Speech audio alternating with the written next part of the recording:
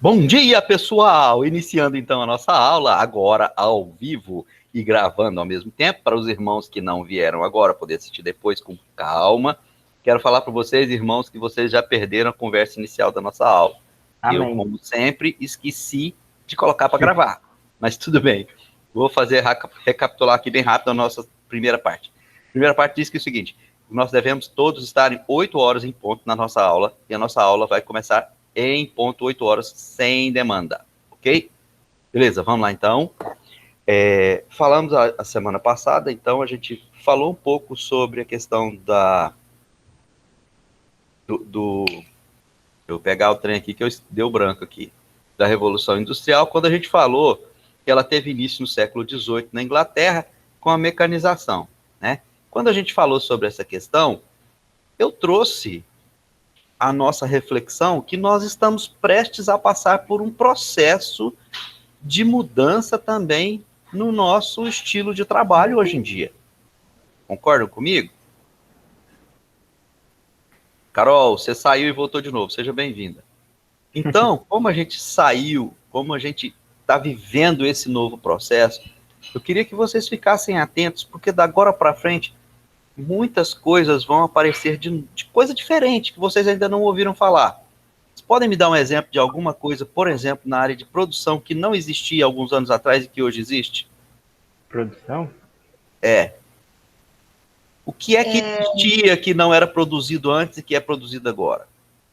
Produtos alimentícios, tipo, super industrializados. Principalmente, né? Produção digital em abundância também. Produção digital a rodo, né?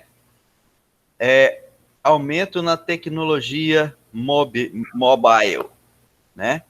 Hoje você consegue fazer tudo através de um celular, correto? Então, assim, e nessa aí vocês saem na frente de muita gente. Exatamente, Carol. Novos tipos de energia, né? E eu digo mais, que essas novas fontes de energias limpas, elas ainda vão crescer, tá? Elas já estão passando para outros tipos de motores, por exemplo, que não tínhamos antes, né? Os motores elétricos que nós tínhamos anteriormente, eles eram simplesmente baseados e com força suficiente para rodar uma máquina, alguma coisa que fosse pequena, né? E o motor que conseguia rodar coisas grandes, não dava para colocar ele num carro, porque o carro passava a ser pequeno para o tamanho do motor, né? Mas agora o que acontece? A gente começa a perceber que existem novas formas de armazenamento também.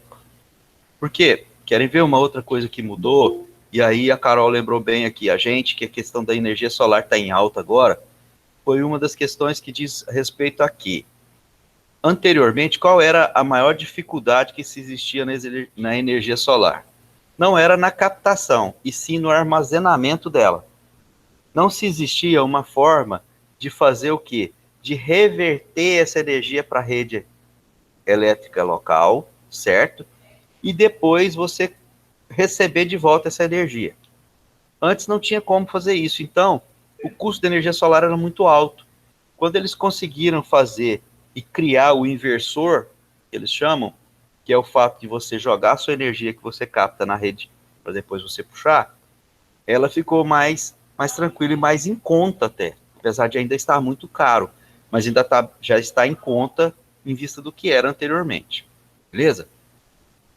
E eu acredito, gente, que muito em breve nós teremos financiamentos para essa área, tá? Agora, só assim, uma curiosidade, porque eu falei para vocês que nossa aula tem de tudo, né? Quantas empresas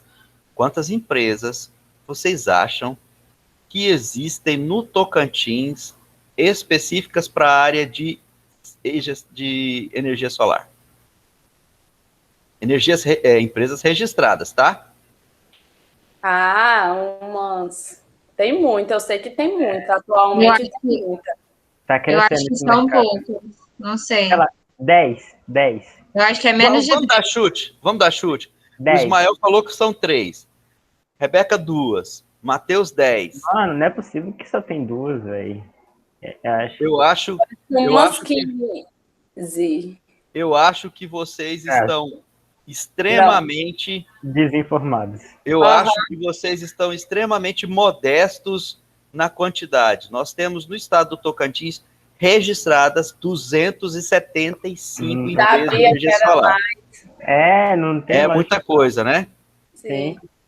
Então vamos pensando nisso aí só um minutinho. Deixa eu atender uma criatura que está aqui. Atende.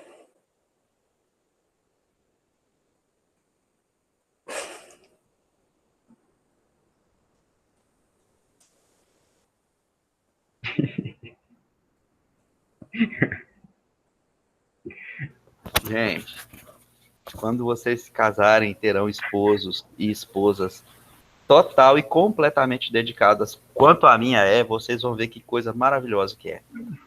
Que bom, né? Minha esposa estava me ligando para perguntar se a minha filha já estava na aula de inglês. Olha. Mas aí, assim, a gente tem uma resposta positiva, é claro, e muito educada, porque ela merece todo o carinho e respeito nosso. Mas, beleza. Eu vou fazer o seguinte, eu vou compartilhar com vocês a minha tela, aqui para a gente ver a questão da Revolução Industrial. E vocês ficaram espantados com as 275 empresas que nós temos no Tocantins, né? Pois é. Essas são empresas que estão registradas aqui, fora as empresas que prestam serviços aqui, tá? Então, assim, eu acredito que sejam um número bem acima disso ainda. Só um minuto, por favor, deixa eu... Fora as que fazem uns gatos lá, maluco. Fora essas loucas aí, Rebeca, que faz esses gatos doidos aí que você vai ver. Rapaz, eu tenho um colega que trabalha lá na reitoria, ele é o nosso... Estão vendo minha tela aí? Estou compartilhado, legal? Sim. Tá, né? Tá, joia. Ele é o eletricista lá da reitoria. Aí ele virou para mim e falou assim, Madison, vamos comprar umas placas de energia solar e vamos a gente mesmo instalar essa energia? Eu falei, Nélio, esse negócio não dá certo não, cara.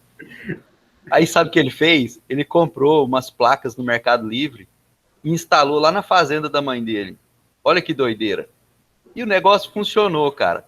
Só que é o seguinte, só funciona durante o dia, porque ele não tem como armazenar, então durante o dia tem energia, à noite não tem. Aí agora ele está estudando uma forma de armazenar essa energia lá. Eu falei, bacana. Então é bem isso que a Rebeca falou, né? Fora as gambiarras e os gatos que tem por aí. Beleza? Vamos lá. Então, olha só. Na Revolução Industrial, que teve início aqui lá no século XVIII, né? No final, lá na Inglaterra, e o que foi que, na verdade, promoveu essa Revolução Industrial? Foi isso aqui, ó.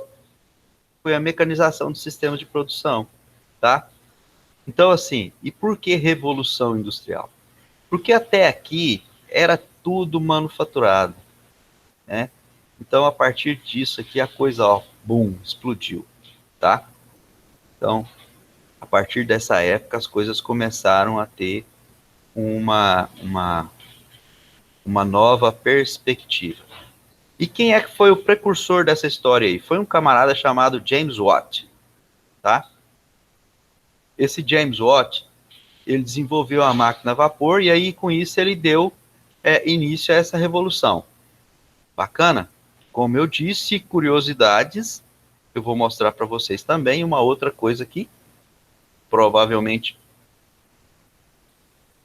alguns de vocês já tiveram, já conhecem ou já assistiram, né? Tem um filme chamado James West. Oi? Achei que era Tempos Modernos que você iria falar. Não. Nossa. Esse também. Vou mostrar para vocês aqui, abrir a capa desse filme aqui. Tá. Vamos. Tá, eu acho que vocês não vão conseguir ver direito aqui. O Guilherme tá querendo assistir a aula, vamos deixar ele entrar. Então, olha só. Acabei de falar para vocês que nós temos um camarada chamado James Watt, certo? Que desenvolveu as máquinas a vapores. Beleza? E aí, a gente sabe que todo mundo gosta de tirar uma onda e pegar carona aí, principalmente essas empresas cinematográficas. Eles criaram isso aqui, ó. Estão conseguindo ver? As loucuras de James West, certo? Sabe por que esse James West aqui? Quando vocês abrirem, vocês vão perceber que esse cara aqui, ó, esse indivíduo aqui, que é um dos precursores aí do filme, ele é um inventor e ele produz máquinas a vapor, tá? Então, assim, na verdade, eles utilizaram o nome de um cara real para jogar num filme, né, mudando um pouco o sobrenome, para que ele pudesse, para poder dar ênfase a essa parte aqui, tá? Da Revolução Industrial. E aí ele começou a fazer isso e a coisa começou a funcionar, né? Mas até essa data aqui, 1780, a produção de alimentos ela era realizadas em granjas, né? E os utensílios domésticos profissionais, ferramentas, eram feitos como? Em oficinas totalmente artesanais, né? Na verdade, as roupas, tudo era manufaturado, certo? Então, assim, e quando essas máquinas vieram, né? E elas fizeram com que esses galpões, né, começaram a ser esvaziados de pessoas, cheios de máquinas, passando a ter o quê? A ter um perfil, uma cara de indústria mesmo, né? E, logicamente, com isso, o povo não para de se reproduzir, né? Então, o crescimento populacional foi crescendo, o aumento, né, de mercadorias, consequentemente, também crescendo, né? Fazendo com que o quê? Com que nós começássemos a entrar numa pequena, entre aspas, né? Na verdade, a Grande Depressão, que começou aí a ter entrou o processo de fome na época. Só que não é o nosso problema aqui e nem o nosso foco. Vamos voltar para cá. E aí ele diz para a gente aqui, olha, que o crescimento populacional, o desenvolvimento da economia e o aumento dessa demanda por mercadorias e produtos despertam na burguesia empresarial e industrial a possibilidade de maiores lucros, menores custos e produção mais rápida e elevada, né? Com isso, o que eles fizeram, né? Com esse salto tecnológico nos transportes e máquinas, principalmente a vapor, né? E principalmente os grandes teares, revolucionaram o modo de produção. As máquinas foram substituindo a mão de obra humana, gerando, então, milhares de desempregados, reduzindo o preço das mercadorias e acelerando o ritmo de produção, né? Vocês se lembram que eu falei para vocês que só houve desempregados porque não havia mão de obra qualificada para trabalharem as máquinas, né? Vai ser a mesma coisa daqui a pouco. Então, ó, fiquem atentos a isso, beleza? E aí, essa revolução fez o quê? Tornou o método de produção mais eficiente e os produtos passaram a ser produzidos mais rápido, né? Então, com isso, houve o quê? Também, ó, o início, na verdade, né? Da poluição ambiental, tá? Não só na poluição ambiental, mas a rural, e também ocorreu o êxodo rural, né? Que culminou em quê? Num crescimento desordenado das cidades. O que é um crescimento desordenado de uma cidade? Vamos lá. O que é um crescimento desordenado de uma cidade? Vocês acreditam que Palmas ela está crescendo de forma desordenada? Acho que não, professor. Eu acho que talvez um pouquinho nas partes mais distantes do centro, sabe? Eu não sei. Sim. E, tipo, Verdade.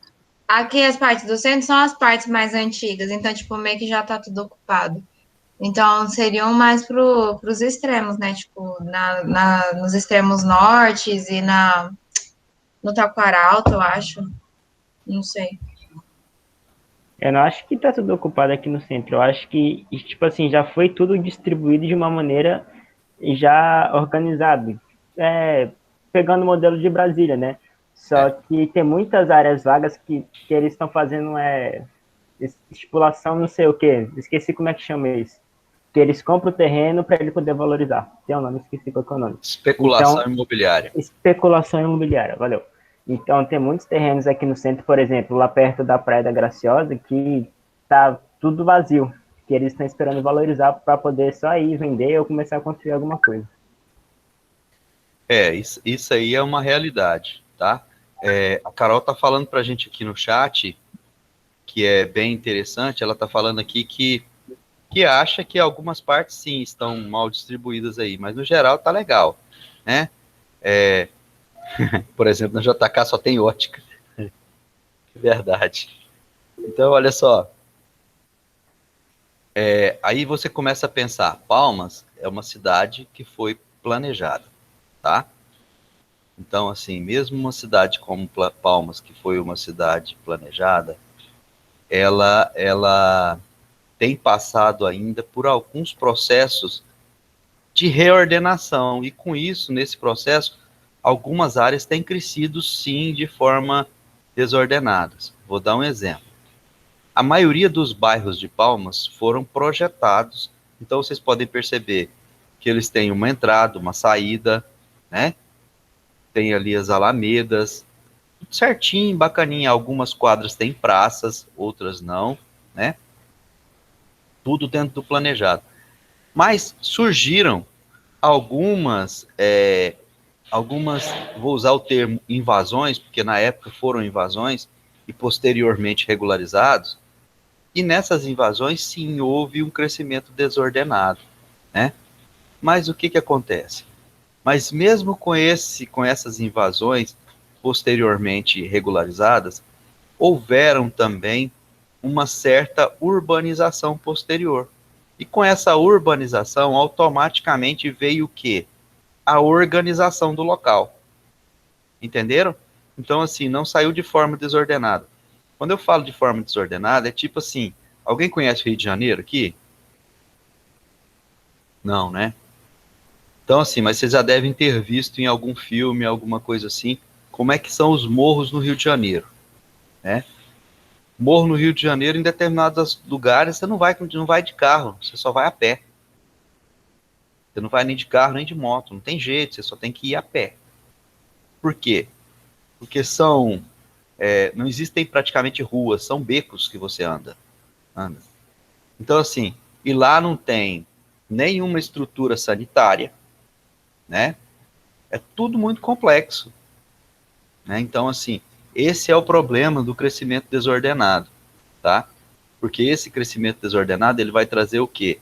Ele vai trazer doenças oriundas de quê? Da falta de higiene, da falta de uma água tratada, da falta de um esgoto, tá? E assim, existem estudos no Brasil que essas doenças, elas são responsáveis por 35% das mortes no país. Olha só, que absurdo, né? Então, assim, doenças que podem ser simplesmente prevenidas com o tratamento de água e com o esgoto adequado. Então, assim, esse é o grande problema do crescimento desordenado. Mas chegamos a isso, tá? Agora a gente vai conversar um pouquinho sobre essa questão aqui, ó. Abordagem clássica e comportamental da administração. Isso aqui vocês com certeza já ouviram falar do Taylor, né? Sim ou não? Me ajuda aí, gente. Sim. Esse é um cara que, assim, que tem o meu respeito pelo fato de que ele não teve preguiça. Como assim, professor, não teve preguiça? Porque esse é um cara que ele foi a primeira pessoa que escreveu alguma coisa e colocou no papel sobre administração, tá? Então, assim, ele fez o quê? Primeira coisa que ele começou a perceber é que o trabalhador, ele começou a considerar esse cara como um homem econômico, ou seja, seu interesse pelo trabalho decorreu de quê? Do interesse dele pelo ganho, né? E em 1903, o Taylor, né, começou a fazer as seguintes avaliações. Que os trabalhadores tinham falta de comprometimento, existia, né? A falta de comprometimento dos trabalhadores com o trabalho, se os caras não estavam nem aí, né? A ignorância da gerência em relação a como o trabalho tem que ser realizado. Então, se os caras fizessem de qualquer jeito, estava bom, né? É uma máxima que a minha mãe sempre falava. Você precisa saber fazer para você saber cobrar. Já ouviram falar isso? A minha mãe sempre falava isso para mim, falava, filho, se você não sabe fazer, como é que você vai cobrar? Uhum. Quer ver uma coisa que acontece muito? Por exemplo, quem aí sabe cozinhar? Quem de vocês sabe cozinhar? Só um pouco. Pois é, se você sabe cozinhar, você sabe falar se a comida está sem sal ou se ela está sem tempero e por que ela está assim. É lógico, quem não sabe vai detectar o sabor, né? E vai saber que não está por um motivo ou por outro. Porém, se virar para essa pessoa e falar assim, então faz melhor, ele não vai dar conta de fazer, né?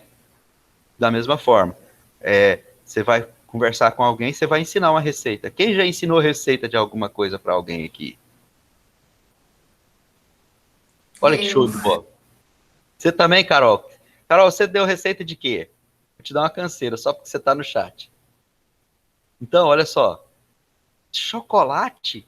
Olha só que legal. Ainda ficou muito doce. Tá certo. Quando você produzir um chocolate, Carol, sem açúcar, você me oferece, por favor. Tá? Aí eu vou querer. E aí, gente, olha só. A minha receita favorita estava até em fitness ainda? Ah, agora você falou do lado que eu escuto, hein? Cara, preciso te apresentar a minha esposa. Minha esposa faz um bolo sem glúten e sem açúcar, que é uma delícia. Ela faz num dia e a gente detona ele no mesmo dia. Professor, bacana. O povo Oi. fica com essa coisa que coisa fitness é ruim. Não. Coisa fitness é muito gostoso. Um bolo de aveia adoçado com ameixa, com banana. Meu Deus do céu. Pois é. Uma Ó, coisa muito gostoso.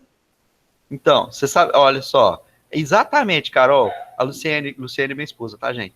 Ela fez um bolo de banana com canela. Quem faz também é a menina que trabalha com a gente aqui, a Márcia. Também faz, cara.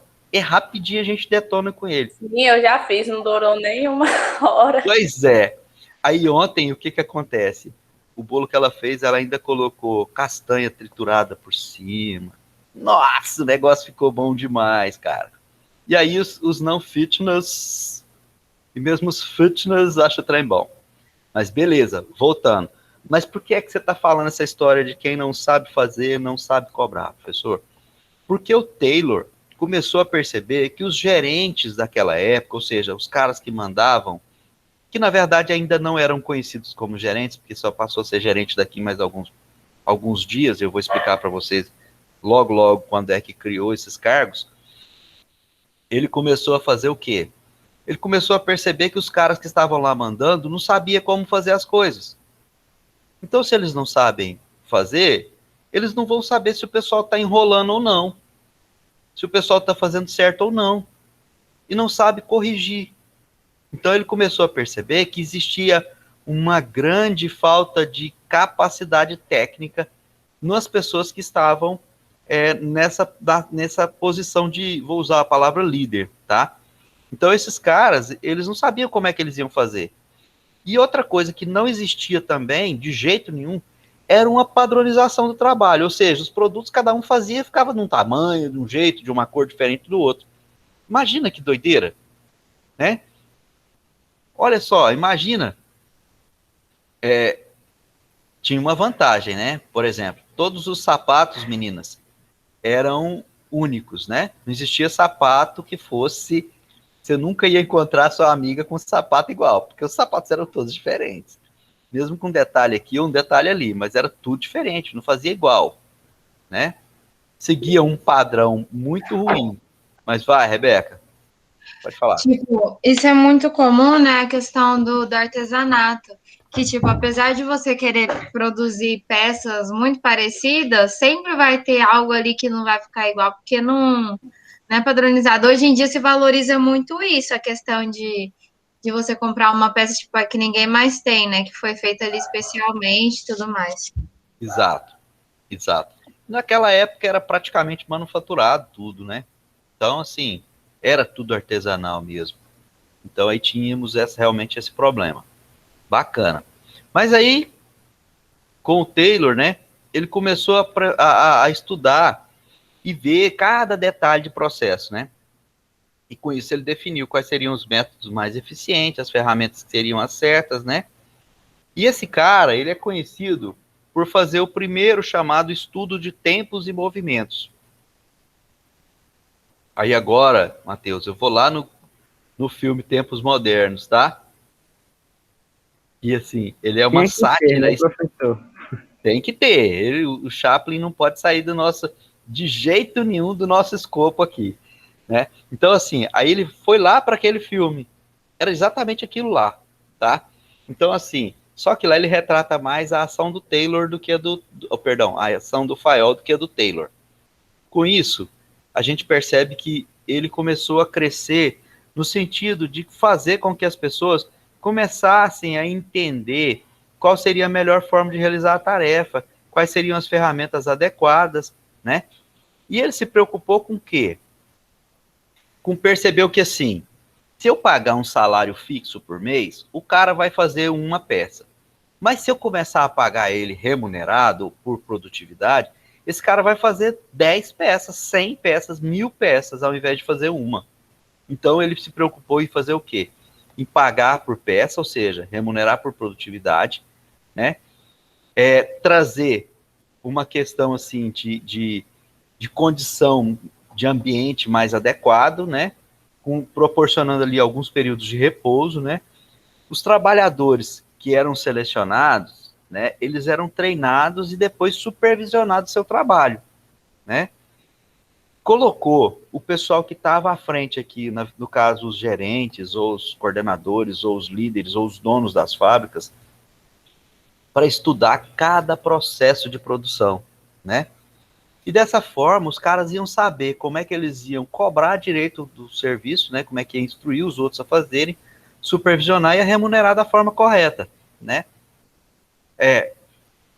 E percebendo com isso que quanto maior a eficiência, maior o lucro e todo mundo ganhava, porque como ele estava pagando por produtividade, se aquele servidor, colaborador ou funcionário fizesse mais, ele ganharia mais, né?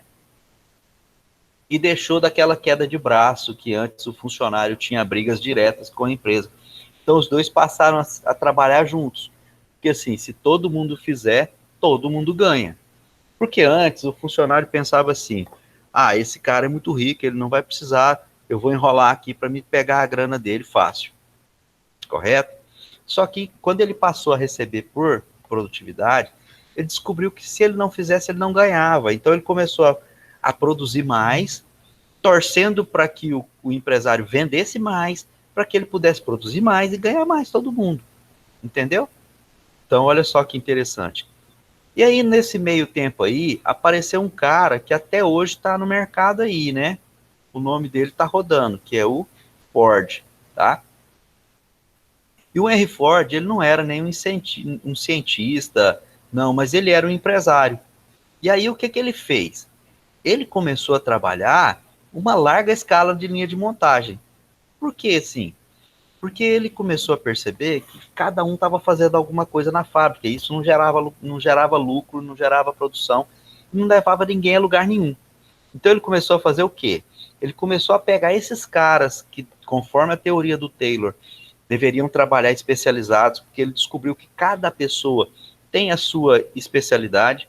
Gente, vou pedir licença para vocês mais uma vez, bem rapidinho, só para me ligar uma máquina de vento aqui. Sim, senhor. Ok. Pode ligar o tornado. Eu acho que é ventilador, né? Máquina de vento e ventilador. Mesma coisa, eu acho. Ou tem cara que solta a aguinha também. Deve ser ventila. Hã? É porque Deve ser se ventila. você sabe, fala máquina de vento. Travou, o que você disse? Deve ser ventila. Que ventila. Ventilador, Matheus. Eu sei, você tava brincando, moço. Tá. Nossa senhora. Agressividade. Nenhuma, jamais. Ai. Beleza, pessoal, estamos aí de volta.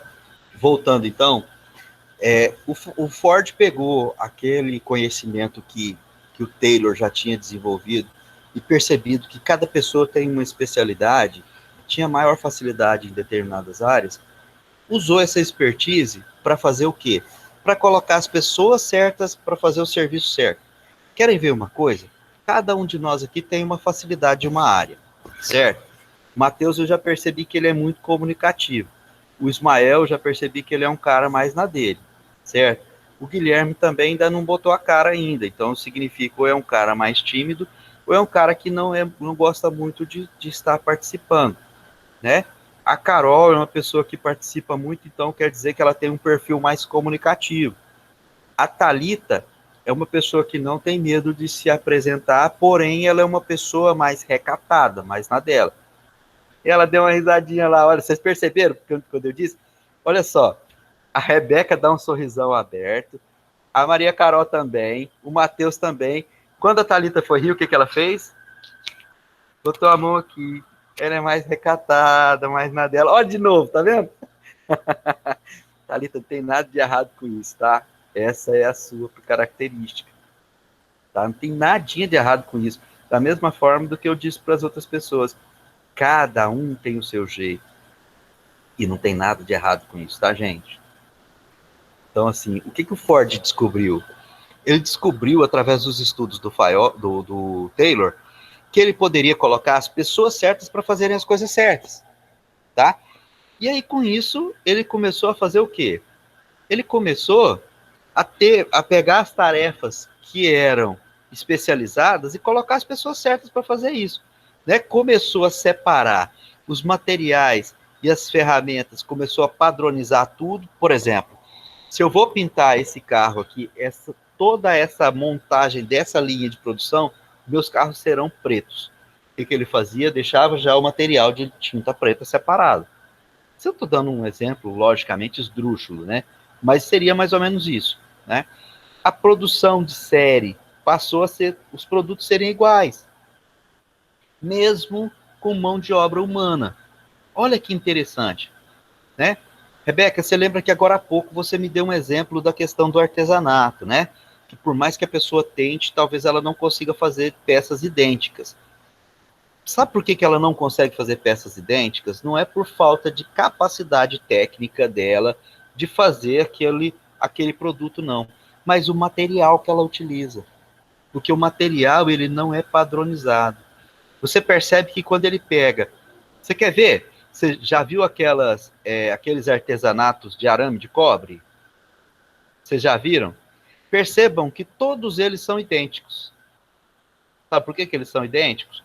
Porque a ferramenta que é utilizada para fazer é a mesma, o material, a matéria-prima, no caso, o material fio de cobre, é o mesmo, do mesmo jeito, e a mão de obra também é a mesma, né? Então, eles conseguem fazer desde que ele tenha esse critério, entenderam? Material e ferramentas padronizados. Eles conseguem trazer uma coisa mais ou menos padronizada. Mas no caso aqui do carro, é mais fácil da gente perceber isso, né? E aí ele conseguia fazer com que esses produtos acabassem ficando de uma certa forma igual. Por quê? Porque os materiais e ferramentas eram padronizados, né? E como a produção era em série, ou seja, cada pessoa era responsável por fazer determinada coisa, a coisa funcionava direitinho. Você sabe o que é uma produção em série? Todos vocês sabem, né? Achei que você tinha perguntado. Sim ou não? Sim, professor. Beleza. Agora, eu vou falar uma coisa aqui, vou fazer uma pergunta para vocês, que eu acho que todos vocês já viram uma produção em série na sua casa ou na casa da sua avó, e que você não se deu conta disso. Vamos lá. Quem sabe me dizer o que a gente faz uma produção em série na nossa casa ou na casa das nossas avós, ou de um tio, ou de um amigo, que é uma produção em série? Lavar e que é feita nas nossas casas. Não. Ah, não é uma produção. Lavar roupa. Né? Como é que é, Rebeca? Lavar roupa. Lava, também? Depois... Mas isso é uma produção. Mas é feito por uma pessoa só. Uma pessoa só. Eu quero que vocês me digam assim, uma coisa que é feita por várias pessoas Churrasco? determinar churrasco também não, Carol. Sabe Não, por mas quê? churrasco serve, Churrasco professor. geralmente só tem uma pessoa fazendo e o resto comendo. Você concorda comigo? Esse aí é o Vulgo que fica lá É, fazendo. mas aí fica Não, um eu na te falo churrasqueira, porque outro faz o arroz, outro vinagrete. pode ser uma, mas ela não é para produzir uma parceria. Muito bem, Carol. Só que o seguinte, preste atenção. Vocês já viram fazer pamonha? Sim. Olha só, como é que é feita a pamonha? Olha que interessante. Como é que é feita a pamonha? A pamonha é feita assim. Quando você está lá na roça, 2 ou 3 pessoas vão lá na roça, colhem o milho e trazem para cá, certo? Uma pessoa corta a ponta do milho e vai jogando lá. E aí outras 4 ou 5 ou 6 ou 10 pessoas ali em volta daquele monte de milho vai fazer o quê? Vai descascar o milho, separar a palha boa, jogar a palha amassada fora, a palha suja fora, e descascar e despelar o milho, correto? Sim. Depois que você despelou o milho, ele vai para aquela pessoa que vai para ralar o milho. Na minha época, a gente fazia pamonha ralando o milho na mão, né? Agora, hoje, a coisa está modernizada, existe a máquina de ralar o milho. Uma pessoa só vai lá e ralou, beleza. Dali, vai passar para quantas pessoas? Para geralmente 2 pessoas fazer o quê? Temperar a massa da pamonha. Correto? Sim. Temperou, as 2 pessoas temperaram a massa da pamonha, vão passar para mais 2 ou mais 4 pessoas fazerem o quê? Enrolar a pamonha. Vocês perceberam que todas as pamonhas, elas saem entre aspas, dentro de um padrão? Sim. A forma de... eu prefiro a salgada. Mas tudo bem. Vocês perceberam que elas são enroladas do mesmo jeito, amarradas do mesmo jeito? E, por exemplo, se num lugar vai fazer pamonha de sal, de doce, de pimenta e com outra coisa, o que é feito? Ela é amarrada de uma forma, todas da mesma forma, mas, por exemplo, você vai colocar a pamonha doce, a pamonha doce, que é a que o pessoal come mais, não tem marca. A pamonha de sal, que o pessoal come menos, tem uma palhazinha amarrada nela. Vocês já viram isso? Sim. Isso é padronização. Vocês já perceberam que a linha de produção já existe? Há quanto tempo existe a produção de pamonha? E vocês acham que algum dia essa produção de pamonha foi diferente disso? Eu acho que não. Eu acho que não. Não é verdade? Mas, assim, eu acho que o que mudou um pouco talvez tenha sido as próprias características do material utilizado para a confecção, né? Porque antes você ralava a massa, colocava numa gamela de madeira, né? Você ia cozinhar a pamonha, você cozinhava ela em latas, ou você cozinha hoje em panelas, né? Então, essa questão, diferença básica, tá? Mas era uma linha de produção. E aí, o meu colega, o Ford, ele começou a trabalhar nessa linha de produção e fazer com que as coisas, né, começassem a ser mais iguais. E com isso, olha só que doideira. Isso nós estamos falando, tá? Que ele aplicou em larga escala de produção no quê? Na montagem de seus carros, tá? Ele colocou os caras para fazer as coisas certas, né? Ou seja, as tarefas altamente especializadas com as pessoas corretas, padronizou materiais e ferramentas. A produção era realizada em série, ou seja, igual, né? Ou seja, numa linha de produção, e pegou e fez com que o material fosse até o trabalhador, tá? E esse trabalhador ficava onde? No seu posto de trabalho. O que ele fez com isso? Vamos lá para a nossa pamonha para a gente entender?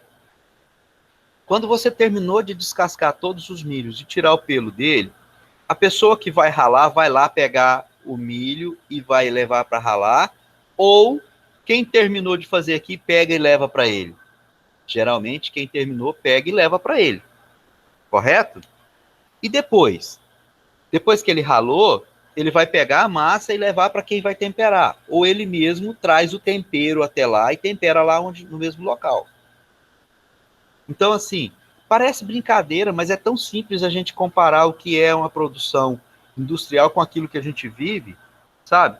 Você começa a perceber que existe uma liga ali, principalmente na produção que era manufaturada na época lá, que era praticamente tudo na mão, existiam poucas máquinas do que agora, né? Então fica fácil da gente perceber. E além desse processo industrial, o Ford também se preocupou com o quê? Com a distribuição, com a redução dos preços de venda, para que ele pudesse ter um consumo em massa. Gente, é comum, deixa eu perguntar aqui para vocês, vocês assistiram aquele filme Enola Holmes? Sim. Tô Né? lembrado, não. O Enola Holmes tem aquela dona lá da escola De boas interna, maneiras. de boas Sim. maneiras, que ela tinha o quê? Ela tinha o carrinho dela, Verdade. né? Carrinho estranho. Exatamente, um carrinho estranho. Mas aí vocês percebem que quantos daqueles carros a gente via naquela ficção? Só viu aquele, eu acho. Só, não, tinha outro, parece que Tinha outro? não, era só aquele mesmo. Só o dela. Então, olha só, o que acontece? O que isso mostra pra gente? Mostra pra gente duas coisas. Primeiro, que ela era uma pessoa moderna, inclusive até o Mycroft fala que ela é uma pessoa moderna, né, por estar usando aquele carro. E segundo, era uma coisa cara. Poucas pessoas tinham condição de comprar. E aí existe uma máxima que eu acho ela fantástica, que antigamente todo mundo tinha cavalos e pouca gente tinha carro. Só quem tinha dinheiro tinha carro. E hoje, todo mundo tem carro e só quem tem dinheiro é que tem cavalo. Verdade. Percebam? Então, assim, as coisas acabam dando uma volta, né? Então aí a gente percebe que o quê? Olha só, o Taylor e o Fayol tiveram ali, juntos, né? E eles fundaram a Ford Motors. Olha que coisa mais louca, né? E nessa Ford Motors, eles aplicaram o quê? A administração científica. Mas que diabo é a administração científica? É tudo isso que a gente falou até agora, tá? Que é o estudo de tempos e movimentos, que é a linha de montagem, que é colocar as pessoas certas nos lugares certos, é levar o equipamento, a máquina e o produto para quem vai realmente trabalhar, tá? E aí, com isso também, surge o conceito de produção em massa, né? Que era caracterizado por grandes volumes e extremamente padronizados. Extremamente entre aspas, né? Porque, assim, a gente sabe que a gestão da qualidade mesmo, que é o que realmente preconiza a qualidade num padrão ideal, a partir de 1948, né? Então, aí, com isso, a gente começa a perceber que o quê? Que essas técnicas para melhorar a produção, que foi aqui na época denominada de engenharia industrial, e os conceitos de linha de montagem, arranjo físico, balanceamento de linhas, né, produtos e processos, a motivação, os sindicatos, a manutenção preventiva, controles estatísticos da, entre aspas, qualidade e o fluxo de processos, começou a ser implantado, né? Mas lá em 840, de 840 a 1925, apareceu um outro cara, um outro Henry, tá? Só que esse cara era o Fayol. O Fayol, ele percebeu que a produção estava indo bem, né? Estava tranquilo. As coisas estavam indo de uma forma bem interessante. Só que ele percebeu que estava faltando o quê? Estava faltando administração. Peraí, professor, me conta aqui, o que é que estava faltando de administração? Vou explicar para vocês. Vou voltar lá no exemplo da pamonha, tá? Se nós temos 10 pessoas para comerem pamonhas, nós vamos fazer que tanto de pamonha? Nós vamos fazer, no máximo, 50, 60 pamonhas, correto? É para poder sobrar para o dia seguinte. Correto? No máximo 50, 60 pamonhas. Beleza? Mas se eu tenho 50 pessoas, eu não posso fazer só 50 pamonhas. E da mesma forma que se eu tiver 5 pessoas, eu não posso fazer 50 pamonhas. Peraí, como assim? Na verdade eu até posso, mas eu não devo. Mas o que acontece? eu vou perder a pamonha. Ela vai passar, ela vai azedar. Sim ou não? Boa, Matheus. A gente vai desperdiçar. Quando eu desperdiço qualquer coisa, automaticamente eu estou falando que o quê? Que eu estou gastando mais dinheiro. Sim ou não? Quer ver uma coisa que certamente vocês já ouviram em casa? Quem deixou essa lâmpada acesa? Vocês já ouviram isso em casa? Quem deixou essa lâmpada acesa? Quem foi o último que saiu daqui? O tempo todo. Por que é que seu pai ou sua mãe fala para você, ou seu responsável fala para você, quem é que deixou essa lâmpada acesa? Para evitar desperdício. Certo? Aí vocês vão perguntar, professor, por que você está com a lâmpada acesa se está claro? É porque se eu apagar a lâmpada, vocês vão ver só eu mais escurinho aqui. Não vão me ver, na verdade. Certo? Bacana. Voltando lá, então, para o nosso querido Faiol. O cara começou a focar sua atenção, então, e definiu uma coisa que a gente chama de princípio administrativo, tá? Aí ele fala que ele definiu a administração como previsão, organização, comando, coordenação e controle. Professor, Diga, garoto. duas coisas, rapidão. A primeira é que esse não seria algo parecido com o PODC? Ou... Não. Não, já eu te explico. Não, mas Tá, eu te explico já já.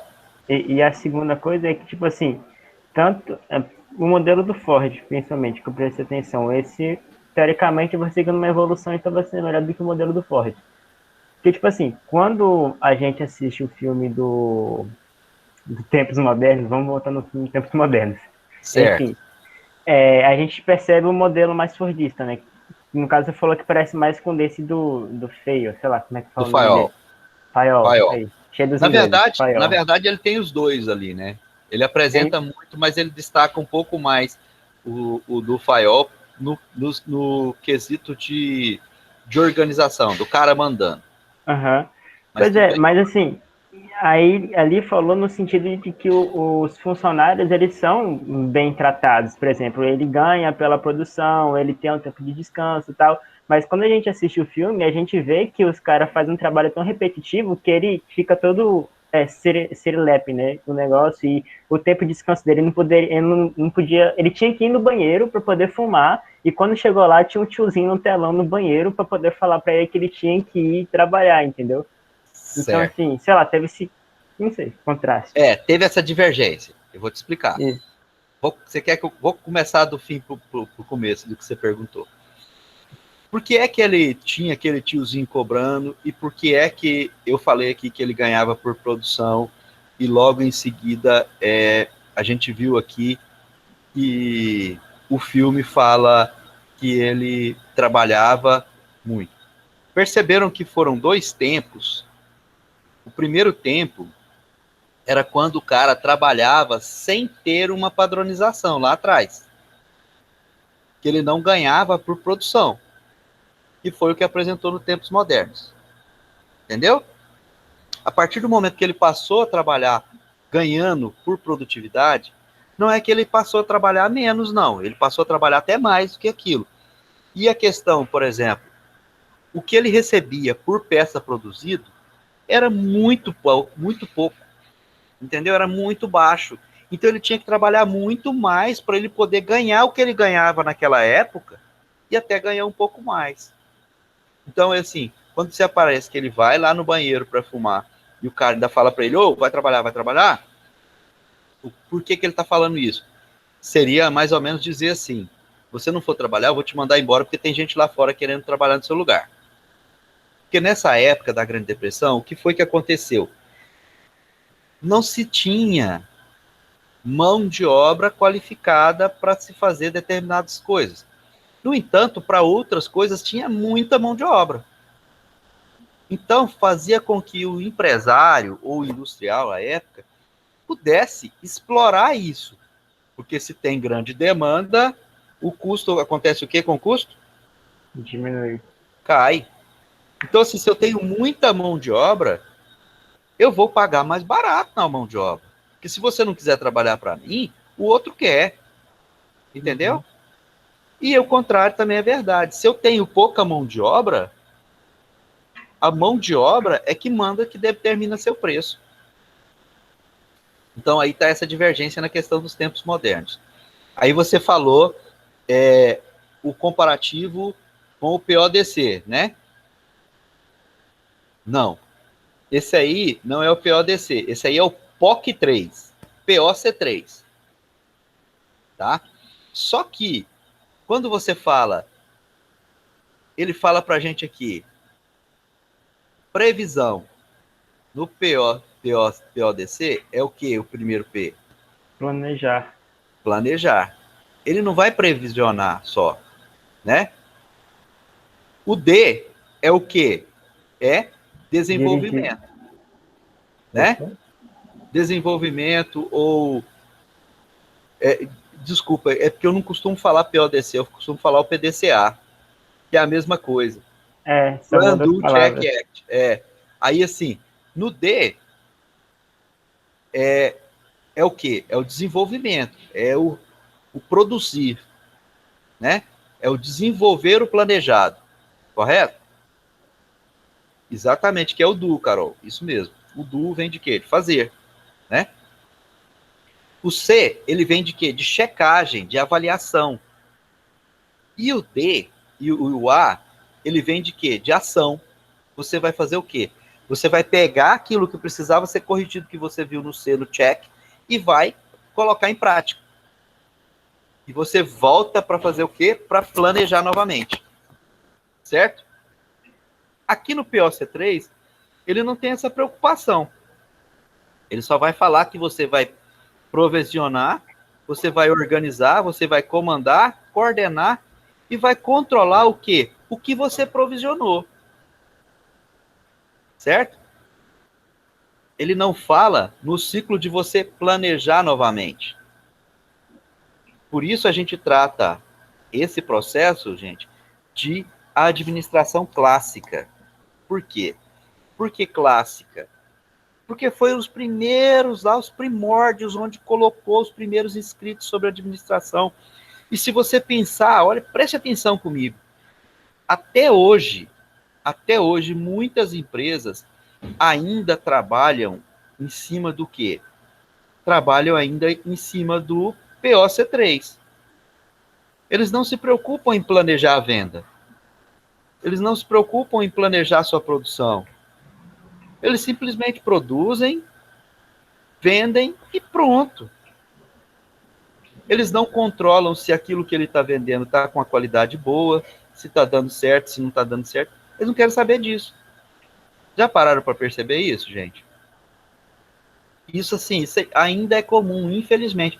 E olha que isso foi lá em 1925, século passado, hein? Preste bem atenção, está com quase 100 anos que foi escrito isso. E ainda, aliás, com mais de 100 anos, porque isso aí foi escrito na década de 1913, 10, 13, por aí assim. E o povo ainda continua fazendo do mesmo jeito. Né? A esperança é que vocês façam a diferença. Tô brincando, gente. Aí, olha só. O Fayol também começou a definir o quê? Quais seriam as funções desse cara, do administrador. Mas pensa comigo aqui. Ele chamava de administrador? Será que naquela época existia administrador? Acho que não. O senhor falou assim que o Taylor foi o primeiro a escrever as coisas de administração. Sim, de administração, mas não existia o administrador. Não existia o termo administração, administrador. Muito bem, Carol. Existia a teoria, mas não existia o nome administrador e administração. Sabe por quê? A administração só surgiu em 1940 e poucos para frente, tá? E a profissão de administrador surgiu quando? Vamos lá, gente. Vocês são técnicos de administração daqui uns dias, vocês precisam saber disso. Não tem Surgiu ideia? depois de 1900, mais ou Então, menos. vocês, Assim. por favor, anotem, porque eu vou cobrar isso na prova. E isso não está em nenhum material. Quando surgiu, A profissão do administrador. eu acho que surgiu depois da segunda metade do século XX, não sei. Não, acho que já existia antes. Vai, Carol, quanto que você acha? Dá a sua opinião aí. Foi na crise de 30? Não, não foi não. Foi depois. Ô, gente, Então, É. a viu? profissão do administrador é foi. novinha, cara. Sabe quando é que nasceu? Dia 9 de setembro de 1963. Nossa. É recente. Exatamente. A profissão de administrador. O nome administração surgiu lá quando a Carol falou, na crise de 30, tá? O nome, a palavra administrador. Só que a profissão surgiu depois. Tá, professor, então como é que se chamava esse indivíduo lá nessa época? Se não era Chefe? administrador? Chefe? Não sei. Chefe. E como eram chamados os indivíduos que trabalhavam nas obras, que hoje são os operários? Proletário. Não, mentira. Ó, tô falando besteira, né? Não.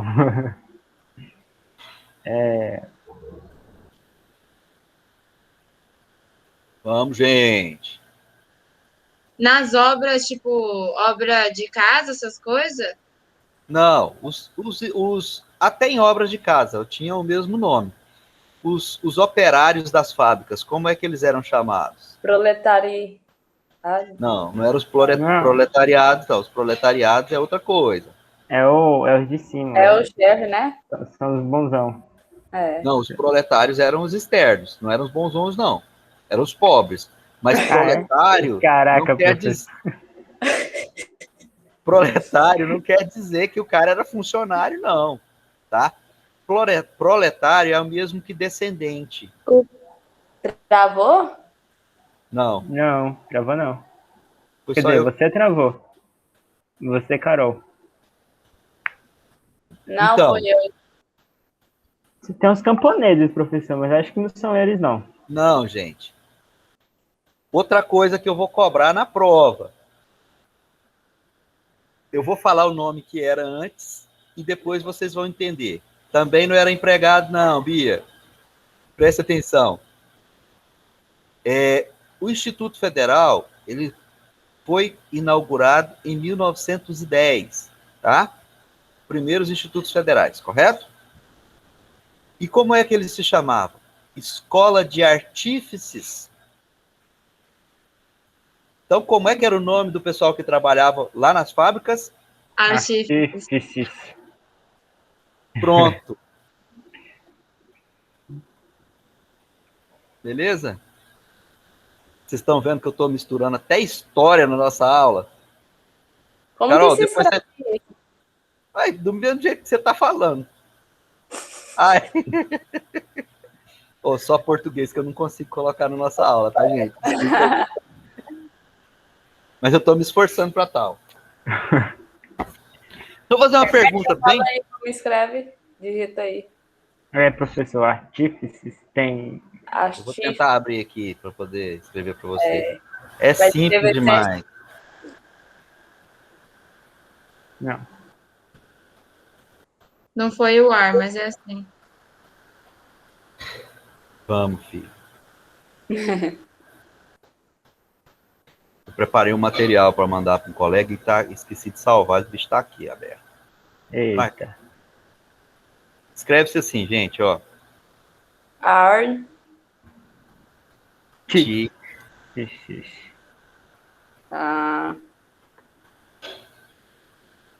Ô, professor, o acento não é no ti? Tá vendo que eu tô falando para vocês que a única coisa que não entra na minha aula é português? O resto, tudo? Aí, Rebeca. Ó, Artífices. beleza? Beleza. Beleza. Ops, fechei até o que não precisava. Bacana. Então, eram esses caras que eram responsáveis por fazer as coisas que funcionavam na época, tá? E com isso, o Fayol criou o quê? A função do administrador, tá? Ou seja, a função do chefe, que na época tinha outro nome que eu não sei como é que era, além do chefe. E aí ele disse que esse cara tinha que saber o quê? Ele tinha que prever o futuro. Peraí, mas ele tinha que ter uma bola de cristal e tal? Não. Ele tinha que definir um plano de ação baseado no que ele achava que poderia acontecer. Esse cara tinha que organizar a empresa de que forma? De forma que os seus recursos e meios sociais, distribuindo as estruturas hierárquicas, divisão de gerências em seções. Foi aqui, gente, ó, foi o Fayol que criou a hierarquização do trabalho, tá? Foi aqui que ele falou, olha, vai existir o cara que é o quê? Que é o chefe dessa seção, vai ter o cara que é chefe de todas as seções, vai ter o cara que é o chefe de compra de material e vai ter o dono, que é o cara que vai saber de tudo e vai pagar. Tá? Mais ou menos por aí. Beleza? Mas aí você fala assim, professor, mas isso só surgiu essa época?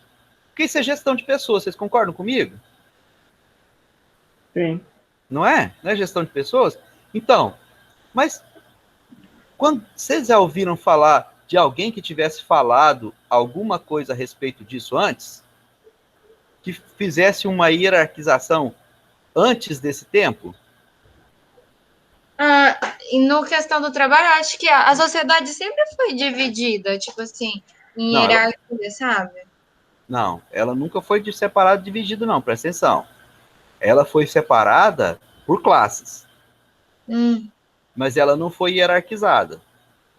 Ou seja, sabia-se que o fulano mandava no ciclano, mas aquele ciclano mandava porque ele era pobre, porque ele era empregado, alguma coisa desse sentido. Uhum. Eu vou colocar uma coisa aqui para vocês vão pirar o cabeção agora, tá? Estou separando aqui para vocês perceberem quando é que surgiu a primeira coisa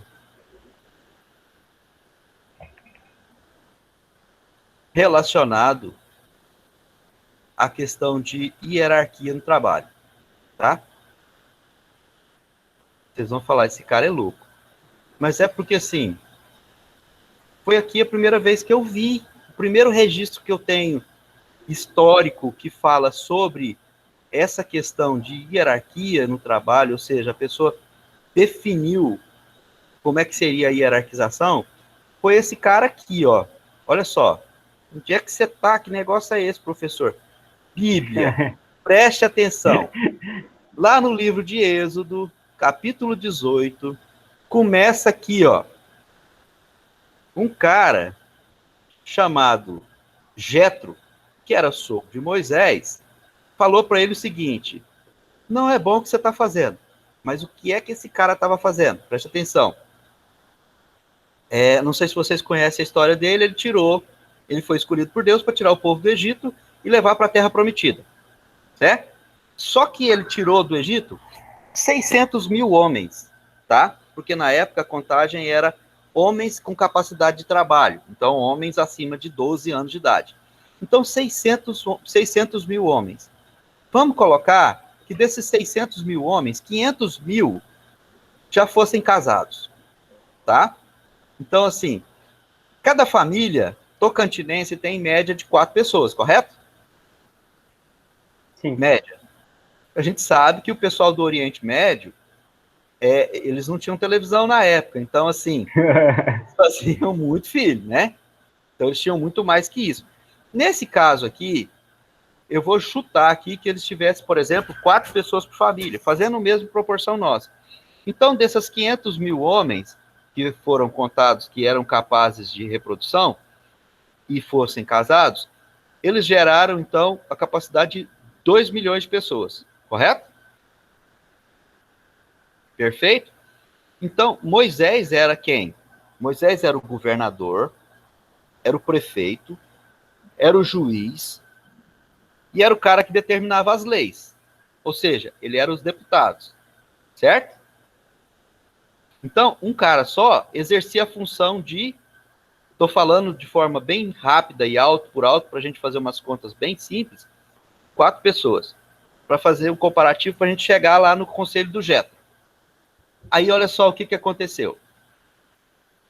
2 milhões de pessoas, ele tinha que assumir essas 4 funções. Bacana? Vamos transportar isso para o estado do Tocantins. Quantas mil pessoas existem no estado do Tocantins hoje? 1 milhão e pouco, eu acho. Vamos ser mais preciso? Dá um chute mais perto, Rebeca. 1.200.000? 1.500.000. 500. Tá? Em torno de 1.500.000 pessoas. Ou seja, 500 mil a menos que aquele indivíduo, correto? Bacana. Vamos fazer umas contas aqui. Quantos municípios tem o estado do Tocantins? Não acredito, 180 e alguma coisa. 3. Não é Eu não? tô aqui, 139, gente. faz mal. pouco tempo, então. Ah, é? Você veio de onde? Eu sou do interior de São Paulo. Ah, então tá bom. Mas olha só, 139 municípios. Quantos prefeitos tem em cada município? Né? Bacana, vocês acertaram, foi show. Então, olha só. Nós temos já 139 pessoas para administrar 1.500.000, correto? Sim. Naquela época, era quantas pessoas para administrar 2 milhões? Uma pessoa só. Será que esse cara tinha trabalho? Não tinha nada. Muito, né? Gente, eu não vou falar da questão do juiz, tá? Ele era também. Não vou falar dos deputados, tá? Beleza? E nem dos vereadores. Porque se a gente for fazer essas contas, a coisa vai lá para cima, vai passar de 1.000 pessoas para cuidar desse povo. Correto? Aí o que o Jetro falou para ele? Falou, rapaz, desse jeito você vai morrer. Ó, com certeza todos ficarão cansados com você e esse povo da hora pronta. Agora escuta o que eu vou te dizer. Procurem, olha só, presta atenção. Procurem entre o povo homens capazes, tementes a Deus, homens que amam a verdade e odeiam a corrupção.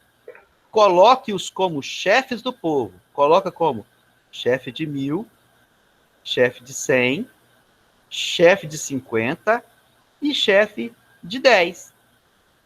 O que é que o Jetro acabou de fazer para a gente aqui? Criou uma escala de hierarquização. Perceberam? Sim. Olha só que doideira. Né? Gente, presta atenção. Eu estou usando esse texto aqui para fazer o quê?